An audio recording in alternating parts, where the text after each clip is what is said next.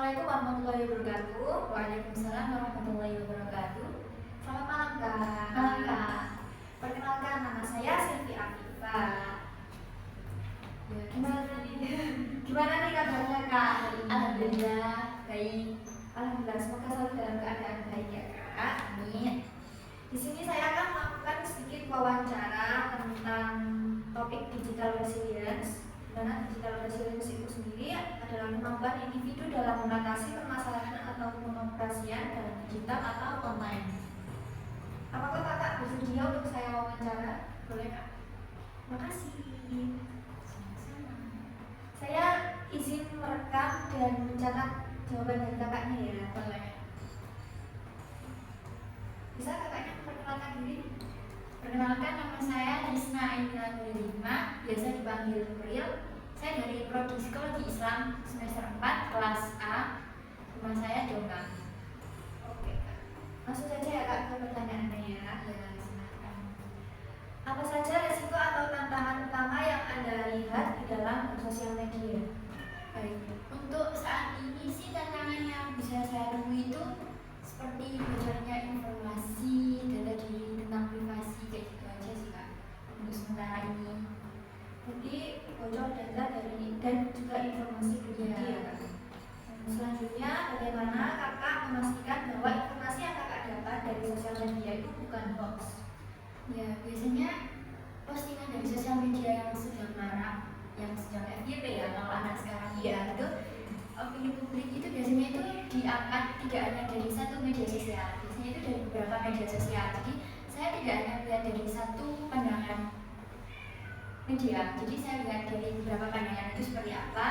Terus kalau misalnya postingan atau kabar itu terjadi dari orang-orang terdekat saya atau orang yang bisa saya bisa saya cari informasi apakah itu benar atau tidak, ya saya tanya langsung kepada orangnya aja. Oh, jadi kakak itu kalau mencari sumber berita itu bukan hanya dari satu sumber saja. Ya. Terus kalau bisa berita itu datangnya dari orang-orang yang sudah kakak percayai ya kak. Oke.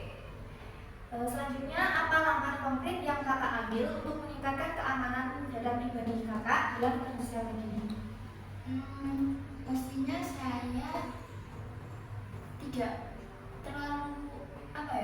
terlalu banyak meng-up data pribadi saya, dan sekarang kan sudah ada opsi untuk tidak memperlihatkan informasi tersebut, diperuntukkan untuk publik atau diri sendiri, privasi, atau hanya untuk yang terdekat saja.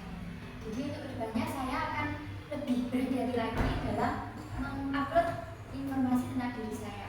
Oh, baik. Jadi kakaknya itu dalam bersosial media itu tidak terlalu banyak mengumbar tentang data atau informasi yang ada diri dan memfungsikan setting dalam sosial media itu sendiri ya kan?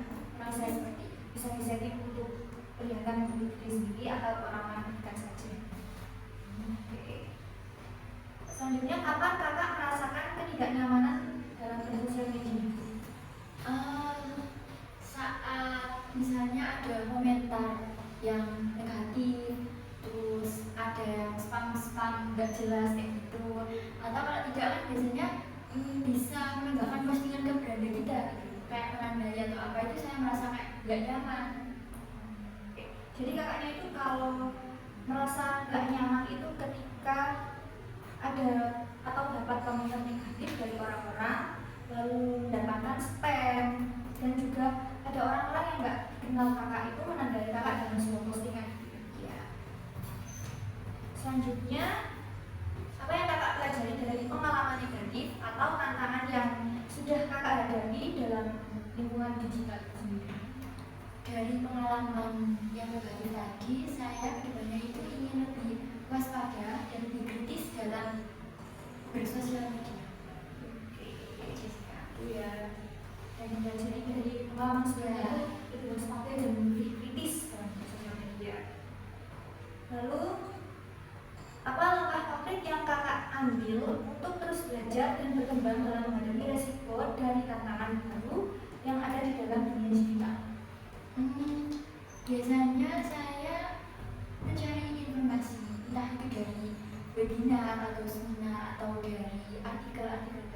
kayak gitu. Gimana kedepannya kita kolektif lagi dalam bersosial media seperti itu Kak. Jadi langkah yang kakak ambil itu dalam belajar untuk menghadapi resiko tekanan di dalam dunia digital itu mencari informasi dari webinar, lalu artikel, dan juga yang lainnya ya. Iya. Selanjutnya, bagaimana cara kakak mengatasi dan pulih dari pengalaman negatif atau kejadian yang tidak menyenangkan yang terjadi dalam lingkungan digital? Langkah pertama saya hilangkan dulu hal itu, hal yang negatif itu.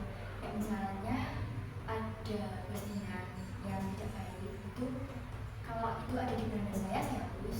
Kalau ada di tempat lain, kan sekarang bisa ya kayak mengikuti atau tidak ingin melihat postingan itu lagi bisa. Terus kedepannya ya lebih berhati-hati lagi sih, soalnya sekarang dunia digital itu lebih bebas kayaknya ya Kak ya. Bebas. Gitu sih. Jadi kakaknya itu meninggalkan hal negatif yang ada di dalam sosial media, kemudian memfilter konten yang dapat kakak lihat ya. Oke. Selanjutnya, apa langkah-langkah konkret yang kakak ambil untuk mendapatkan dukungan dan bantuan setelah mengalami cyberbullying atau kejahatan di dalam online atau digital? Kan biasanya itu ada opsi atau settingan yang laporkan postingan itu.